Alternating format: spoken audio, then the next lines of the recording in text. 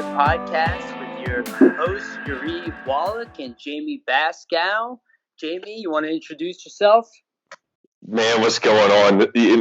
Honestly, I just want to rip my shirt off right now or something. I'm like, one of those Hulkamaniacs right now because of the past few games. Oh my God, I'm so happy. But I'm Jamey Baskow. My handle on Twitter is at Jamey Baskow. And you know what, man? We're a tag team here at FlyersNittyGritty.com. That's a good point. We got a great team here. But I'll tell you, you're the real star. You're Thanks, buddy. Yeah, so that's a good point, though, the Twitter handle. Mine is YWOLOK, Y Wolok, on Twitter as well. You can follow both of us. Follow our entire team, Flyers Nitty Gritty. In general handle, we're going to tweet our stuff out, all of our writers. So make sure you check out our stuff because, we have our opinions here that we vocalize, but our team has opinions. We vary as well. But, as a whole, as a group, we're able to cover all of the team in depth. So a lot of the prospects as well. So let's read their stuff. They're all super passionate as well. So shout out to all of them. We'll probably, hopefully bring them on in the future. Each one of them, kind of bring them on so you guys can meet them as well at some point in the future. But I think right now, Jamey, we want to talk about this humongous weekend that the Philadelphia Flyers just had. This statement of a weekend. Back-to-back wins against New York, home, and then away in Madison Square Garden, which historically has been a tough place for Philadelphia to succeed. Typically, they're on the wrong side of the score, especially early on in the game. Usually find themselves down against the Rangers at home, but not this time. Not this time. The Flyers did it for the third time this year. They beat a division rival in a home-to-home series. And what was beautiful about this one is Carter Hart played both games. It was a little bit of a playoff environment. We got to see this team have a taste of that, back against the wall kind of must-win game. Instill your will on your opposition and say, we are not going to lose this game. We are going to take it to the next level. And we're going to ensure that this game is ours. And I thought it was awesome. What do you think, Jamey? It was amazing. And just like you said, you touched on Carter Hart. You touched on all the nooks and crannies there. Like Carter Hart is 3-0 against the Rangers this year.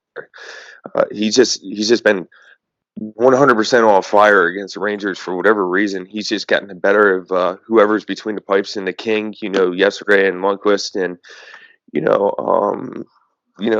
Georgiev the other night on Friday. Like the guy has just been rock solid here as of late, and he is 5-1 in his last 6 starts. He's starting to heat up. He's 2.49 with a 2.49 in a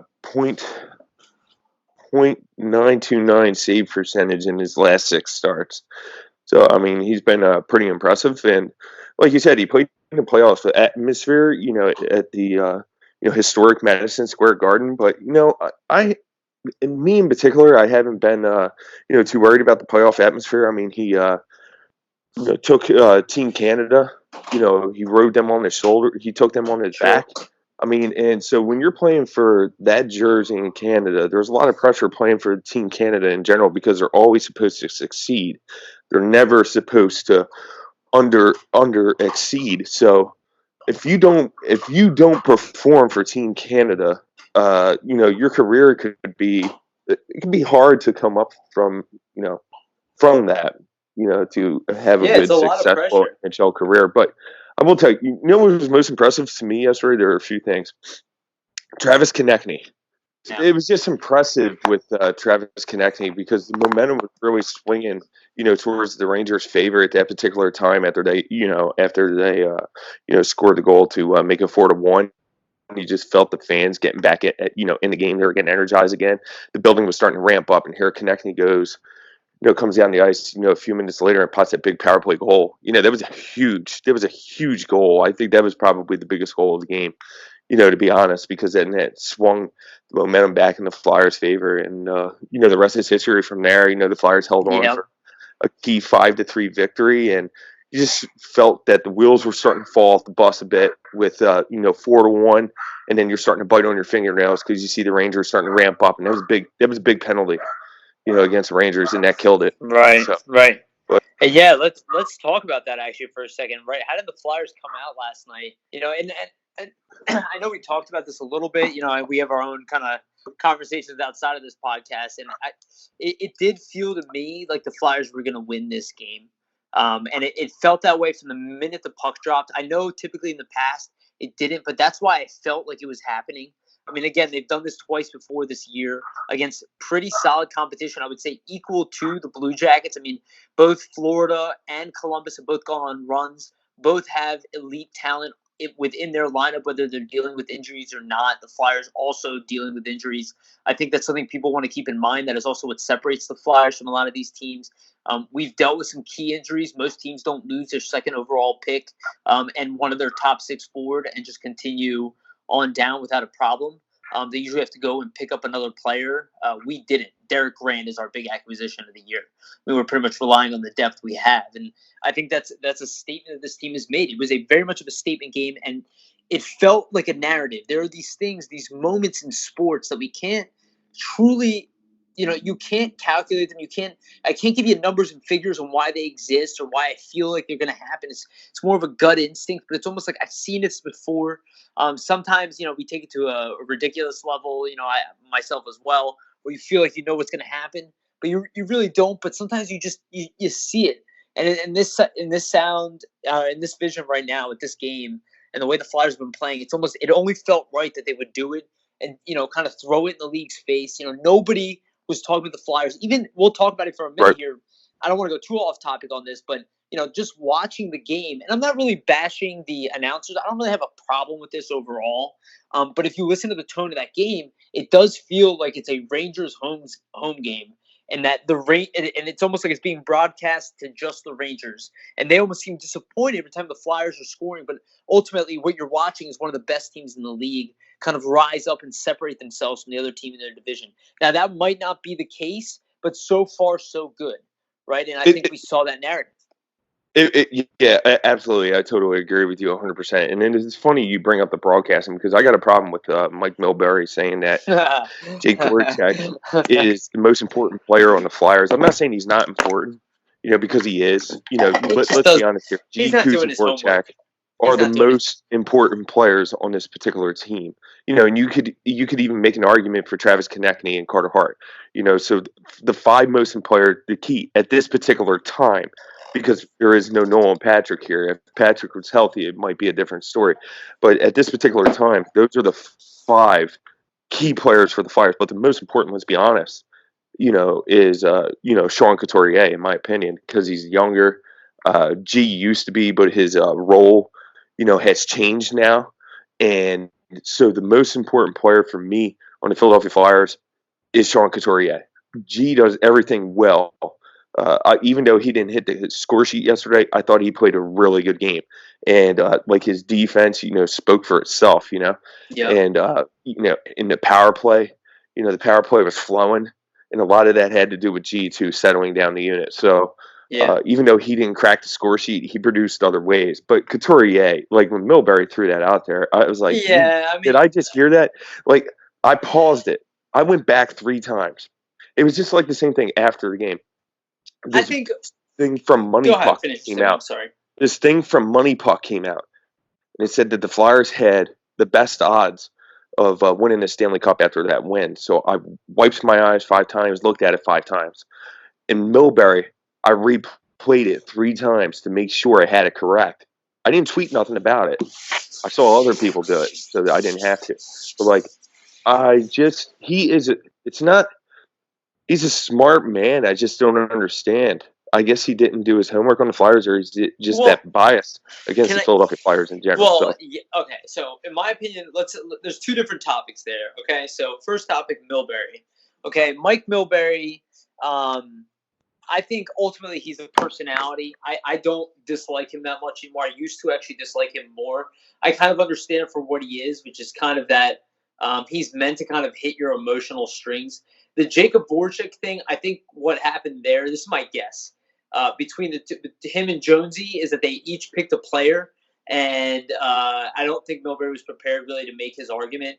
I think there's an argument to be made for other players to be kind of pivotal players. If you would have picked Provorov, there's also I can make it. roles Yeah, on. you can make a case. Yeah, Yeah, yeah, and like, yeah. listen, Right. I will say this: if the power play was run the same way it's being run right now, Claude Giroux would probably be leading this team in points.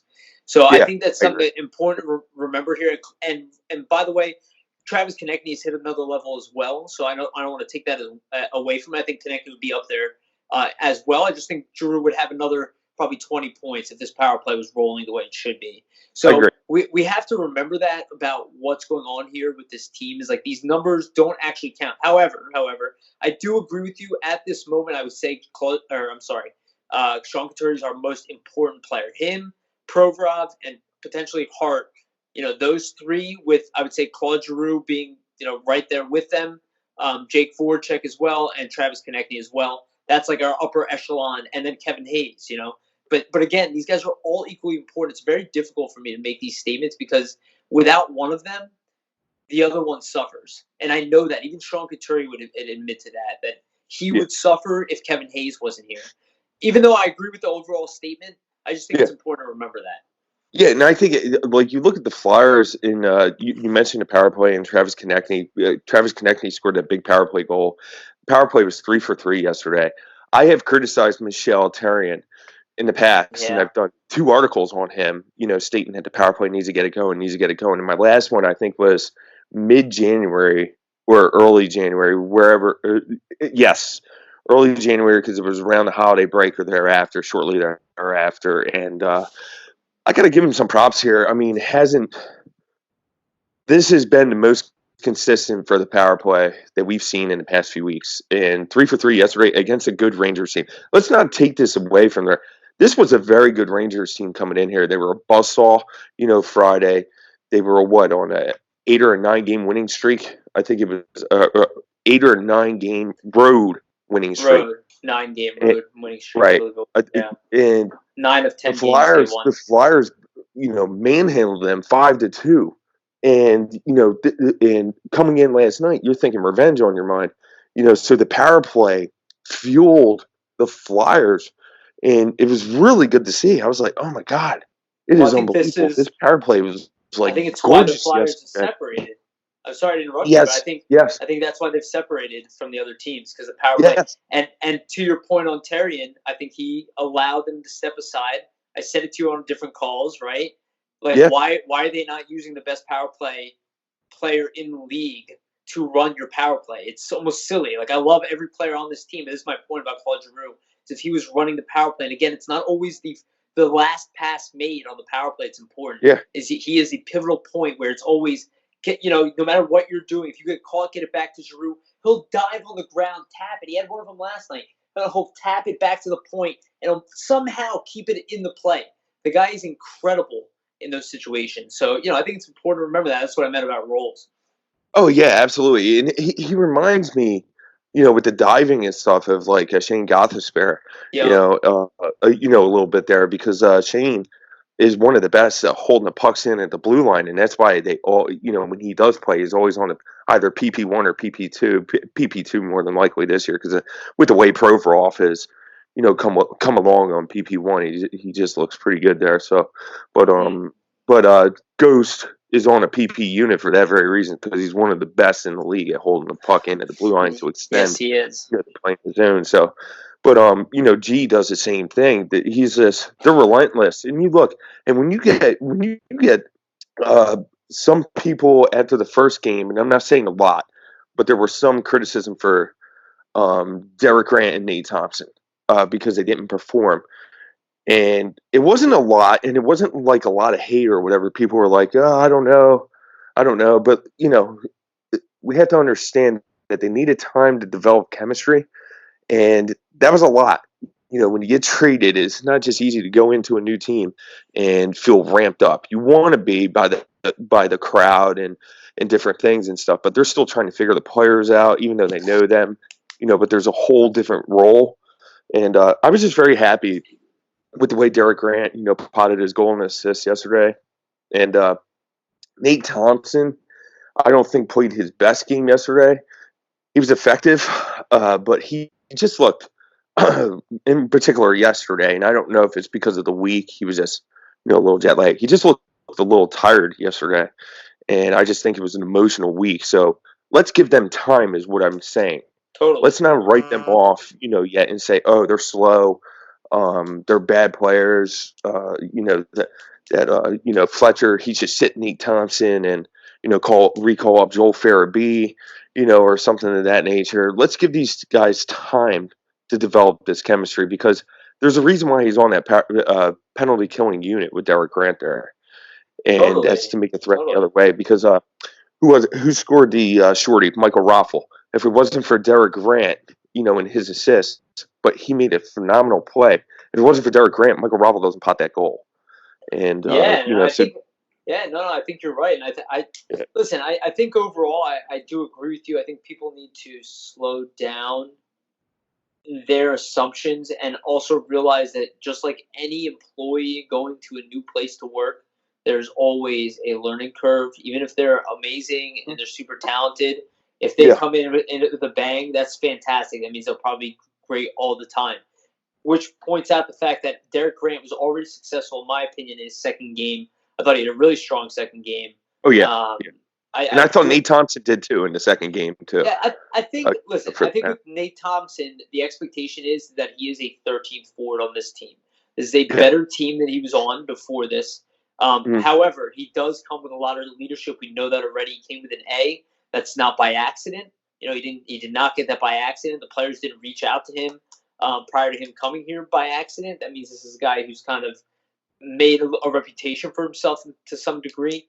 That is always welcomed on this team. I think people should realize that. Even if Bunneman takes his spot later, great, good. Patrick, great, fantastic. That's awesome. It's not a problem that we have him. It's a good thing. We need him. We need these guys in case somebody goes down, in case Raffle goes down again, or Lawton, God forbid. You know what I mean? Like any of these Oh yeah, players, yeah. you need bodies, and the fact is we need competent people. And let's go real back to Grant, and I'll pass this back to you. But I thought Grant had a really strong game. Obviously, he scored that goal where he made Lundqvist look a little slow. It's a little questionable how Lundqvist played that, in my opinion. But however, Grant made it look easy as well. We're seeing some of that defensive play that we should be excited about. Obviously, the point production is going to be there to some degree. When we mentioned this last time, I do see him as a player who could be here full time. I wouldn't be surprised if they've already begun contract conversations because he's relatively inexpensive. Right now, he makes under $1 million. He can get a similar contract to what Michael Raffle got, which is maybe $1.5 million. Again, if you get this guy and next year he puts up 15 goals for you, and you're Oh paying yeah. him $1.5 million, he's playing on your fourth line. This is a really good asset. So I do expect that they will try to re-sign him. What do you think about that? Oh yeah, absolutely. It was a great point that you made in the last podcast. You said when Chuck Fletcher used the word elite, he used the word elite as a penalty kill. Defensively. Yep. And he only adds to Mike Yeo. He only adds to his strategy, Totally. and he's another dimension that is a threat to go the other way, much like Kevin Hayes. And you look at Raffle now; he's got Raffle going. So I mean, yeah, when you're throwing a term called elite in regards to anything, I think it's a high probability that that player is obviously re-signed at year's end. But like you said, he potted his 15th goal. Even if he's a third liner next year, let's just say hypothetically he's a third liner somehow, because we don't know what's going to happen in the off season, who's going to get moved and what. Because you and I both have talked in our last podcast that there could be some groundwork, laid for a trade, whether it be at the draft or, or whether it be at some other point in the off season. That when big trades, we're talking about like big contracts, being moved or some type of contracts being moved. Impact. A lot of times it takes place in the off season as opposed to at the trade deadline. So, Totally. The draft, and I think, well, real quick, I think you brought up the draft there. I think we should talk about it for a second here.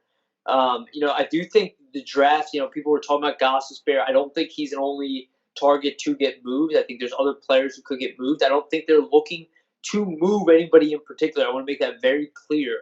I think the overall motivation is to add. The only one that you would look to move, and again, I believe for the only reason, is Ghost or another defenseman because you will not be able to protect all of them. And one of them will most likely be had. because they're young and they have a high ceiling.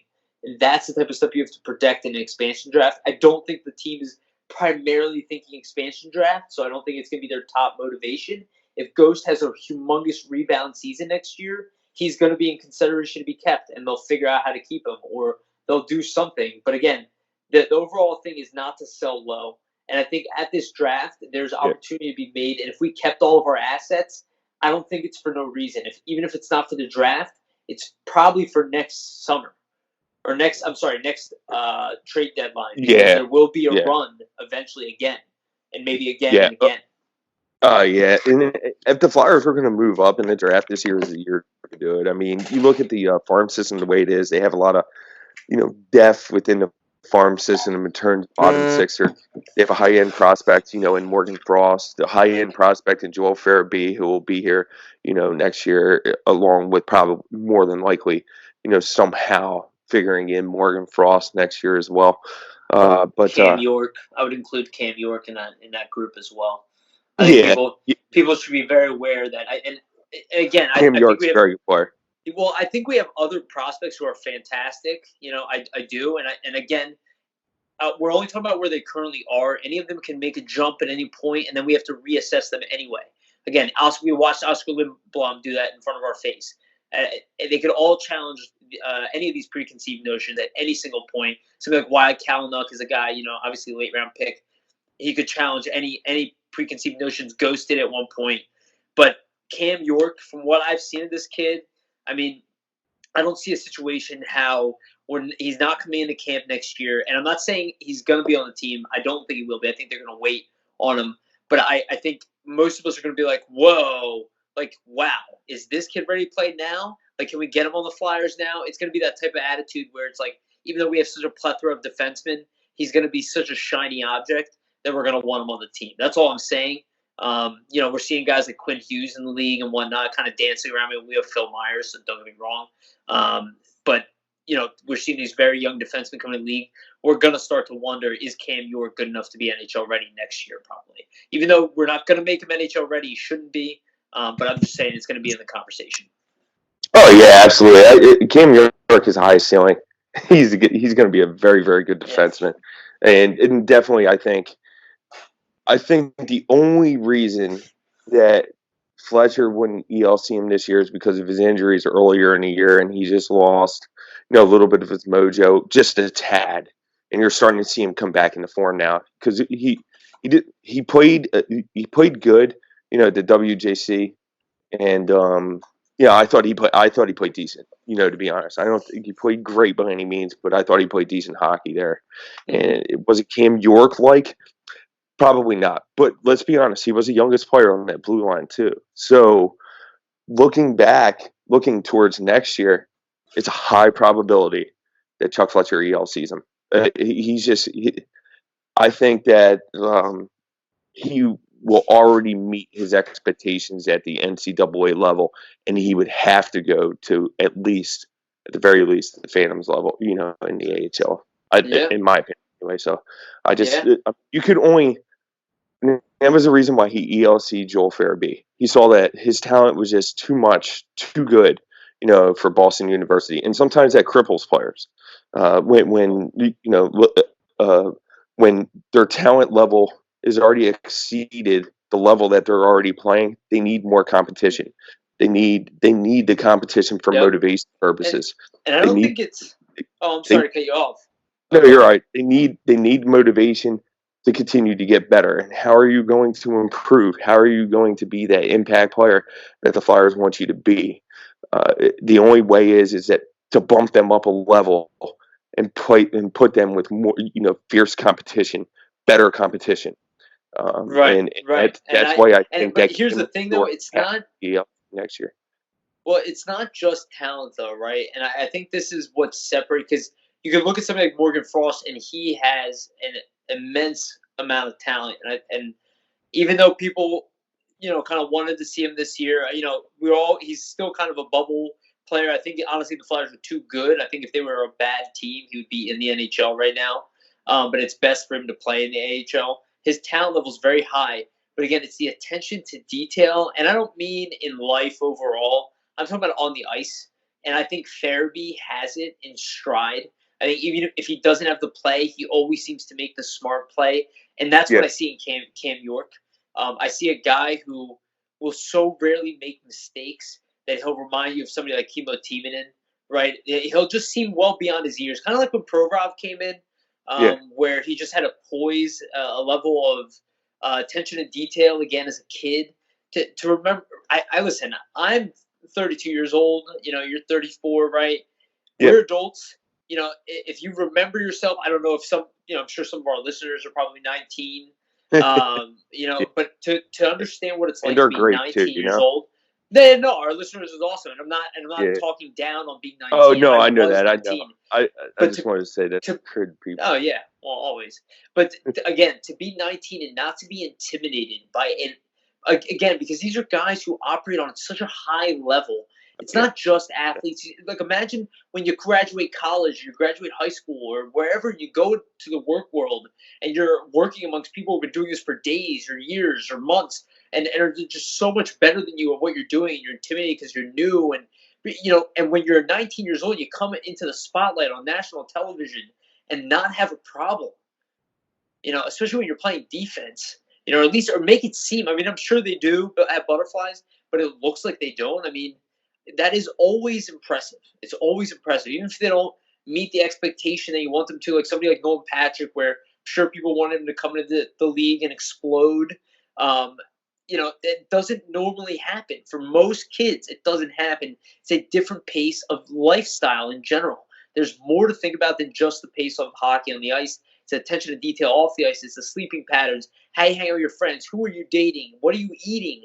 Things like that. That again, the attention to detail that is happens at the lower levels, but not at this level, not at this consistency. And to have that at a young age is very rare to do. So it's also a maturity level, and that's also I think what we're talking about. Not to say Nolan Patrick's not mature. In fact, I think he very much is, because otherwise he wouldn't Yeah. have been in the league that Right. early. Right. Right. And I do want to point something out, and I'll open it up to you, Jamey, real quick. I want to point something out. I don't know if I said this last time. I don't remember if we talked about this on the air or not. But I do want to point something about Patrick. I do think that if he comes back, it would be a humongous addition in the sense that this is a gamer who plays in a playoff type environment, who tends to excel in that type of environment. I know he needs time, but if he can come back soon, I know everybody's hoping. I'm sure they think I sound silly, but if he gets a few weeks here to play, even if you add him on the fourth line, people are complaining about Nate Thompson. Those are 4 scoring lines. Odds are he would probably still play the third line. Then you drop down Grant. I mean, you're talking about a combination of players on each line that can put up points, production on a regular basis. That would be very difficult to stop in the playoffs. And again, if he's working his way into the lineup, he would get better as the playoffs go on.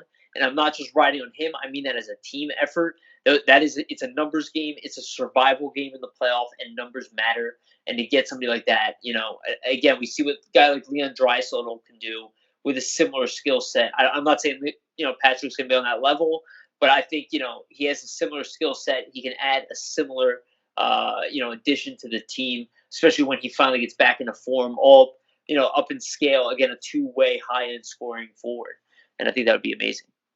Oh yeah. It's not a matter of if; it's a matter of when Nolan Patrick returns. I do not believe that the Flyers would be practicing him fully right now if the intentions were not for him to come back, or they did not believe that he would be able to come back. Being around the team, yeah, I can understand that. But practicing on the ice, taking part in line rushes when a player is not there, when a player has a maintenance day, for instance, Grant the other day, so he filled in for Grant. Right. And Hayes the previous, practice had a maintenance day, and, last week and stuff. And, Patrick took, his spot, temporarily, during practice. I do not believe that they would put him in line rushes and intermix him If there was no at chance. practice if there was absolutely zero chance. I I believe he comes back, and that I've always I can't just say I. That's the wrong word. We at FlyersNittyGritty.com have always operated under the impression that Nolan Patrick would come back until Chuck Fletcher or someone else within the Flyers, Brent Flair, or Dave Scott, says he will not be able to come back. Yeah. Then when you hear it from them, or Nolan Patrick himself, then I'll believe that he will not come back. Until that time, he can possibly come back. And there is no timetable for his return because he only is given a 6-day / 3-game conditioning stint with the Lehigh Valley Phantom. So it's not like he has to go this week or else he won't return for the playoffs. There's still 17 games left. There's a whole month and a half of the season left here, So there is absolutely zero timetable for his return because he's only given a 3-game conditioning stint. So that is hypothetically if they come back tomorrow during practice or Wednesday or Thursday, Wednesday before the Caps game and say, okay, Nolan Patrick is fully ready. He could have contact and all. He's going to Lehigh tomorrow. And that's just the way it's gonna. No, that's the way it will be. So in reality, he'd get Friday and Saturday's game, and then next Friday, and boom, he's back with the Flyers next week, as early not this weekend, the following weekend. I'm not saying it's going to happen like that. I'm just saying realistically, there should be no timetable for his return. So, yeah, I mean, I'll tell you this: you saw it when you went to practice on Saturday. That dude, he is so ready. You see him; he's flying all over the ice. I think I'm gonna be honest. I've seen Patrick a lot. I've scouted him. I've done research on this kid for the past 4 years, even 2 years before the draft, and stuff. Watched this kid, just watched him play and stuff like that. This is the fastest I've ever seen him. I'm telling you, this dude is flying. His shot is there. And I've said it, Jamey, I've said it over and over again. Look at Konechny and what Lindblom were able to do this year. That should be people's expectations for Patrick this year. Is it should have took another level, and he would have been a humongous impact. Konechny's about to surpass his career high in goals. He has 23 goals right now. His career high is 24. I think he'll end up with 31 this year. He's got 60 points already on the year. He's on pace for like 80 points this year. Yeah, something like that. This is 70-some points. I mean, it's phenomenal, and he's on a tear right now. So he could hit 80 points at the rate that he's going. And this team has been producing. If they were producing the way they are right now, or even the second half of the season, the way they were if they were producing in the first half the way they're producing in the second half of the season, you would see a vastly different offensive output for all of these players over the season. I think it's quite clear. You can see it with Scott Walton. I mean, coulda, shoulda, woulda, whatever, but ultimately, you're watching a team that's finally come together under AV, right? Like, finally, after all this time. It's so funny that you say that about goal scoring. The Flyers, since January 13th, lead the league in goals per game with 3.89. I mean, it's insane. They're a second-half team. We shouldn't be that surprised. Absolutely. Though, right? No, not absolutely. No, not at all. But, before the season started, people were like, where are the goals going to come from? Where's this going to come from? It's balanced scoring. There is not one player. This is the greatest thing about this Flyers team. This what makes this team special, like a 2010 team, and all bandwagoners need to jump on this team like that. Well, that's kind of what I was saying, though. The power play would have adapted to that. If the power play was rolling in the beginning of the year, you wouldn't notice this. And I'm not saying that it would be Leon Draisaitl level. And I don't know if our power play would be at 30% all year like theirs is. I mean, that's pretty insane. I think the numbers are up throughout the whole league. You're looking at the Flyers. Yes. Yeah, for power play numbers. I was looking at the numbers today, and what is it? 21. The Flyers are operating at 21.7% or something of that nature. That's freaking banging. That is banging stuff. He used to be, and they're what 11th in the league. At 21.7% or something of that nature. I was like, but that's still really good. Okay, so that's I know it's very good. That's what I mean. It's in crazy. The beginning of the year, we were not operating that way, right? We were operating like the bottom half of the team. That's kind of saying. No, I'm just saying these numbers throughout the whole NHL are crazy. Oh well, yeah, I think it went over. It went up regardless. Yeah, I totally agree with you. Yeah, that's what I mean. It's like it's impressive. That's where I'm getting at. But 11th is impressive, in my opinion. The Flyers have it. 11th is impressive, and 21.7% is impressive. Yeah, and you're looking at the numbers throughout the week. I'm like, holy moly! Because they moved their way up, right? Absolutely, no doubt. 20s, I think, at one point. I did not even realize. Like, it is insane. The skyrocket, power play percentages throughout the entire NHL are just like at a. I personally believe. I did not recall this last year. This is an all-time high, I believe. Yeah. I Well, could it's be that, but offense. Scoring is up. Scoring is more balanced in the NHL than it's been in a long time, and I think it's really a distribution of talent. I think it's probably partially because of the salary cap, partially because the game. There's just more talent than there's ever been.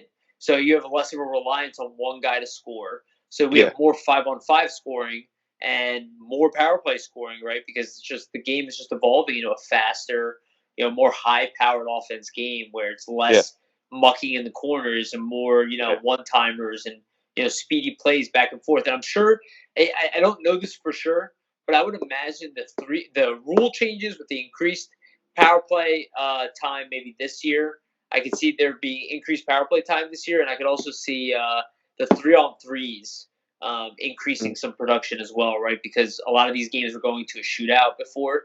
Now yeah. they're I'm ending in tired a of this. 3-on-3 So, tournament. I'm I'm Yeah, I'm tired of or it. no, not a I'm 3-on-3 game. really tired. But like, I really hope at the next CBA, that they really look at that and make What, not the just a rule shootout? change. You just getting rid of the shootout. I It's a mean, when tough one. goaltenders, you know, when a goaltender's operating, both goalies, have a shutout going in. It's just sad to see a 1-0 score, or something of that nature. I mean, what would That's you my prefer? You would prefer a tie? three on three for 10 minutes. I think it is a probability. It would probably be a success rate of about 91.2%. I could see And them doing two halves of 4 minutes, something like that. Of 3-on-3, I can't see getting 10 minutes. Maybe.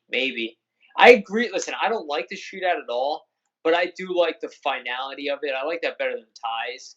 I'm not a big fan of ties, but I don't consider it the winner of a hockey game. That's the tougher part. It's like just because you lost in a shootout, you're really just fighting for scraps for that point. You're not really right, fighting. that's what. You're Yeah, not. Yeah, you're not fighting to say you're the better team. You're the better shootout performance on yeah. that night, and it's like I guess but it is part of the game now. So No, I'm and some kind of. fans love it. And you know what? Let's be honest here. This is a fan sport. So, It's if the not a fans, playoff thing. It's right, not a right. playoff thing, and And that's where that's I'm where I'm okay with getting it. at. Yeah. That's my problem is that, everything should be okay. If it's not acceptable for the There's playoffs, then why is yeah, it but there's no acceptable three on for the three. regular There's no season? three on. There's no 3-on-3 And in the playoffs. that's another point. That's another point that I wanted to make. I Well, mean, how would the you're games looking end? at Did you say just end them? no, and they'll score eventually on a 3-on. Oh no, it's never gonna happen, Come dude. Come on, on. man. No, you gotta think. Come on, with all the How fun travel. would a 3-on-3 for 20 minutes Yeah, be? but dude, Jeez one the Louise. players And association. listen, the fans would be standing. If they want to draw people into this sport, that is one way Jamey, to do it. no, it's never gonna happen, dude. I can tell. I can think of a thousand reasons on top of my head. One, the NHLPA would never accept that at all because I agree there. You are right. ever. This is a Two, wish list. insurance and liability through the wall. Three, you would wear down your players considerably, so that means you would increase your injuries. Um, there's just so many. You would increase your travel time because that means games could potentially go on longer, which means into the next day, and you would also would make less money because you'd be open for longer periods of time with less people in the stadium. So there's so many things about it that the NHL would never buy into. It's like really playoffs are the only time that model works in the NHL. Um, the fact that it works for baseball is astonishing to me, but Yeah, for well, hockey, I know it's not like an intensive sport, but I don't know how people stay if it continues to go and go and go. Um, yeah. you know. Anyway, but But how fun is this team, man? I this mean, is the like most fun they've been in years. This is the best they've been in 2010, years. man.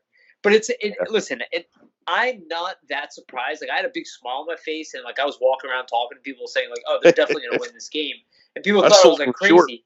But dude, I saw it happen. I mean, I saw it happening in the sense that I was like, I'm evaluating what is happening. I see the losses of Patrick and Lindblom. They're humongous losses, and the team doesn't miss a beat. Okay, I can think of other teams in the past that has happened to, and when they do not miss a beat, you go, God damn, that team might win a championship. And our dreaded Pittsburgh Penguins have performed that way of times in career, Crosby sucks. and they tend to go to the finals. Even a team, I'll even switch sports and go to soccer and think about the World Cup. A few years, I forget, it's not the last one. I think it's the one before that. It was one when Germany won, And I knew Germany was going to win. And you Yeah, knew yeah, Germany was going to win. Why were they yeah. going to win? Because it's It was not like that they 8 had. years ago. Yeah, Yeah. exactly. They didn't have all of the best players. They didn't have Right. the Yeah. best player in the world.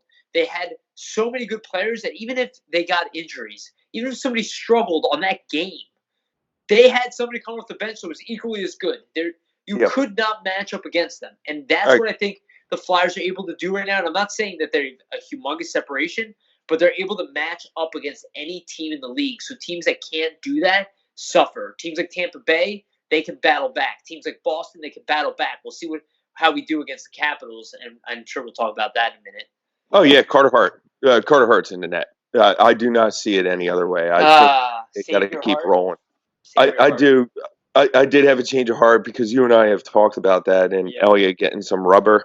But I think that Wednesday's game is an even more bigger game now.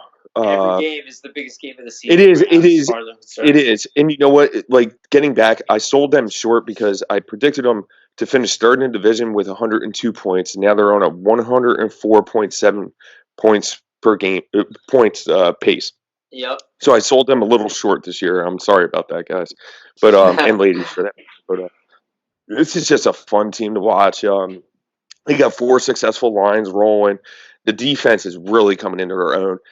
And I just wanted to touch in particular before we go to the our special the bandwagoners or whatever. But Felipe Myers has really taken his game to another level here, and I'm proud of the kid. He has really battled, and he's battled with Sanheim, both of them, and Sanheim has fought through some early, struggles and really has put together a successful second half of the season here with being paired with Felipe Myers. And them two have really come into their own. I'm very proud of them, too, for sticking with it, how young they are. And Robert Hayes looks good. Justin Braun, the defense is Peruvian Niski always look good. So hold on, let's stop on Myers for a second here. I totally agree with you, man. I think what we're seeing, this is kind of what I was talking about with York and Farabee, is Myers, and maybe this is why he was passed up. I don't think we'll ever really know why he wasn't drafted. I think most GMs can't even tell you that. I don't know. Maybe even Calgary's like, I don't know why we didn't sign him, right? Like, I don't know. None of us can really come up with that answer. But you do see that he was prone to mistakes, right? He does have somewhat of a risky game. We saw that from Sanheim just a little bit. We obviously see that from Ghost, who's a pure offensive defenseman. Again, I want to keep repeating that versus a more two-way guy like what Myers is and what Sanheim is, what Provorov is. These are guys who play more of a two-way game rather than just focusing on converting interceptions into offense, which is really what offensive defensemen do, is converting defense into offense. These guys kind of play defense, and then they're able to contribute offensively in the offensive zone. Don't get me wrong, that is the market of a number one defenseman. I think we have a beautiful slew of well-balanced defensemen, and I think it's fantastic. To touch on Myers real quick, I think his mistakes have gone down considerably. His confidence has gone up with the puck. The chemistry has obviously worked out with Sanheim. And I wouldn't be surprised if next year, I don't think they're going to do it this year, if next year they start playing Myers with Provorov, see if that pairing can start. I was actually talking to Charlie O'Connor about this at the Flyers practice the other day. I believe that this is the case. I think it's just I think it kind of makes logical sense for the future, right? He is our best right side defender, at least potentially outside of Niskanen. You figure, could you start using Niskanen to balance out maybe somebody like Sanheim as well in the future? Let him do for Sanheim what he's doing for Provorov. So a little bit of that, and then kind of mix and match those. Maybe we'll see that stuff. And this is actually something I wanted to ask AV. I didn't have a chance because they had to rush off to New York. But the question I wanted to get in is, are we going to start seeing different combinations here as if they do clinch a playoff spot, right? And the Flyers can take their foot off the pedal a little bit because home advantage matters, but it's obviously not the end of the world. Will they start maybe playing around with some combinations that we didn't normally see during the season to see what happens if we have an injury? What happens if our matchups aren't working against the team we're playing against? What can we fall back into? Can I put Phil Myers with Provorov and put Sanheim with Niskanen? Little tweaks like that during a game that would throw a coach off that you can kind of keep in your back pocket. I would imagine we might see that stuff coming down the stretch, especially if they, clinch a playoff spot early, which would be, for once, phenomenal to not, sprint to a playoff spot. Yeah, and there's a lot that you just touched on that is fantastic there. You're talking about sprinting. The Flyers won't be gassed going into this playoffs, which would be different from years past, from 2 years ago.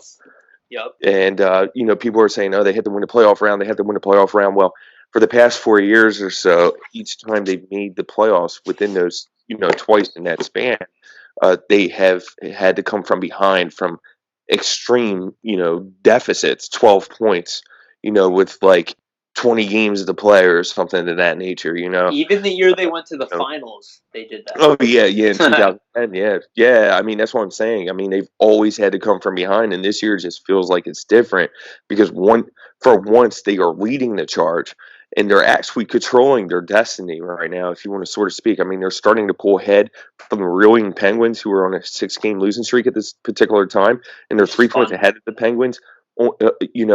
3 points down from Washington, could possibly be 1 point down if they win, on Wednesday night. But, again, I do agree with you, and I do agree with the great Charlie O'Connor. He's phenomenal anyway. And for all those who do not follow him, please, you guys need to start following Charlie. He's one of the a fantastic beat, and the guy not only does analytics, but he just knows the game of hockey very well. And he's a smart kid.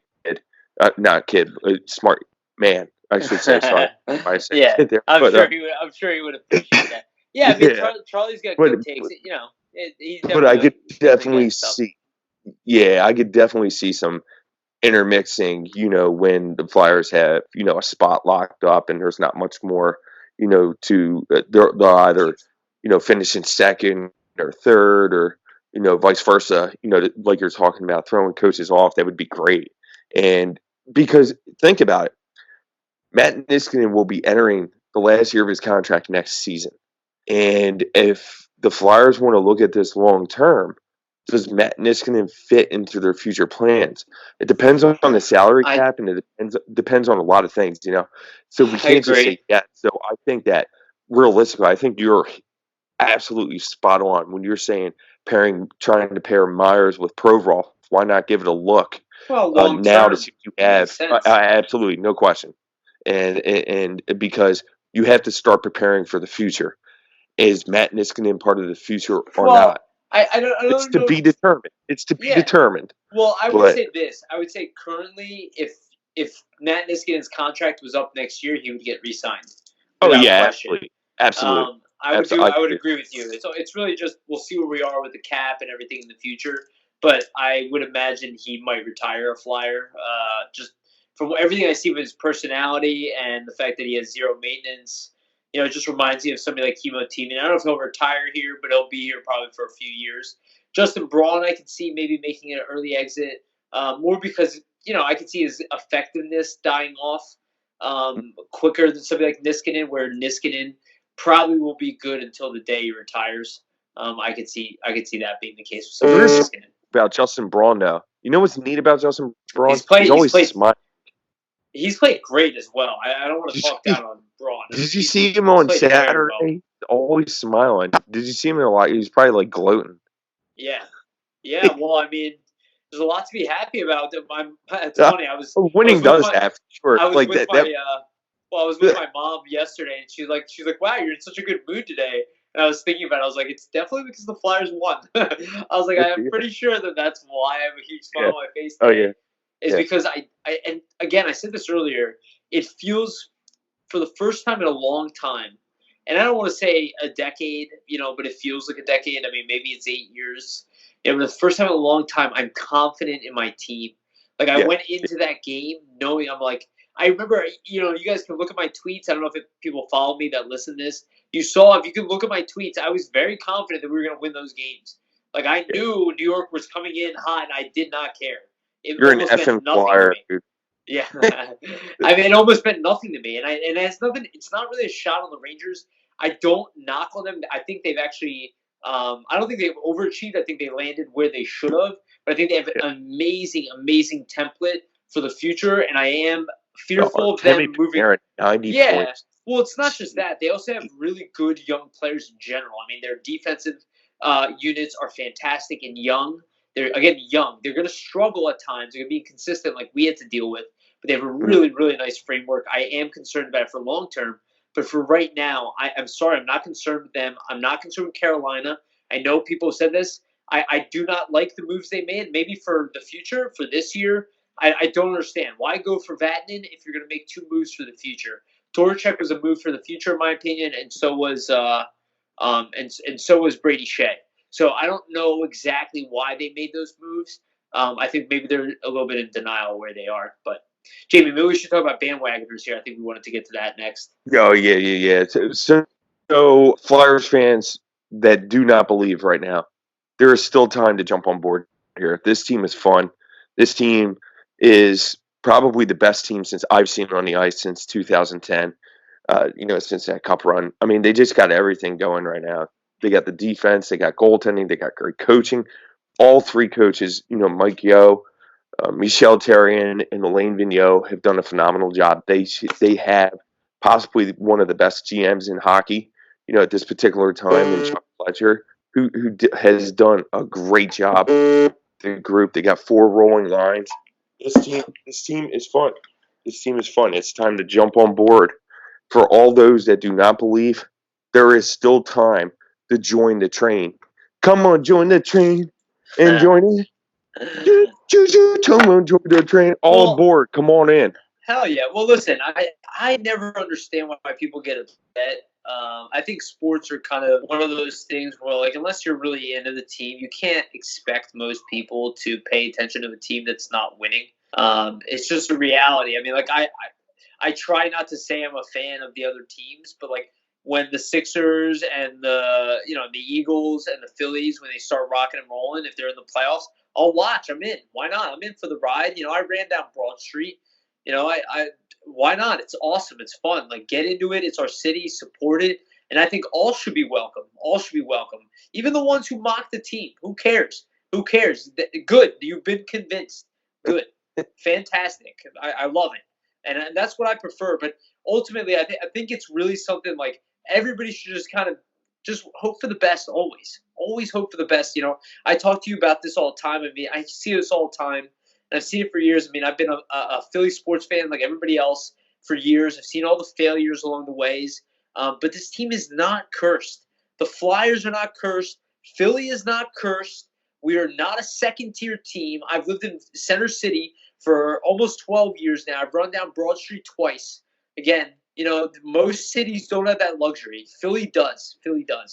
It's okay to have bandwagon fans. Nothing. It's a representation. This is a sports city, and I love it, and I agree. Like, get on the train, like you said. It is crazy. It is crazy that the Flyers are this good, minus Oscar Lindblom and Nolan Patrick. Exactly. And they're sitting in second place, 3 points ahead of the reeling Pittsburgh Penguins. Let this sink in there, folks. Yes. Who would have thought that?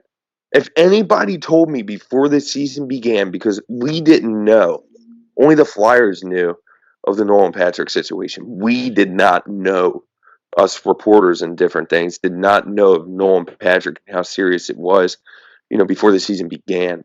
If anybody told me he'd just be missing Nolan Patrick the whole year, I would have thought, there's absolutely no way they could finish in second because of the loss of Nolan Patrick. And then factor that in December, late December, with the situation with Oscar Lindblom.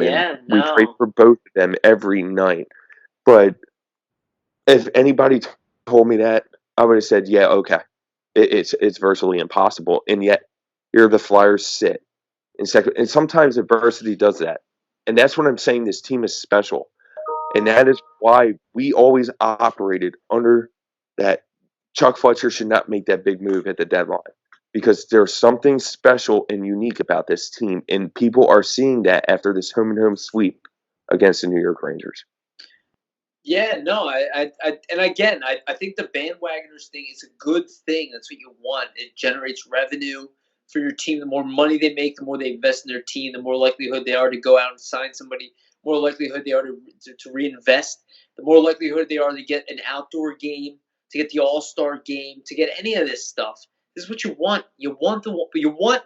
If anything, it's beautiful, and I think the bandwagoners is how it starts, right? It starts inside. And right now, I think the league a little bit is in denial. I mean, this is kind of what I was talking about earlier with the Rangers. I think it's kind of hard for people to understand that the Flyers are a good team because of what happened last year. Everybody expected that no, they actually weren't going in the right direction. But no, that wasn't true. They were going through the right direction. And this adversity that they're overcoming started last year. I think the Lindblom adversity is a whole another level.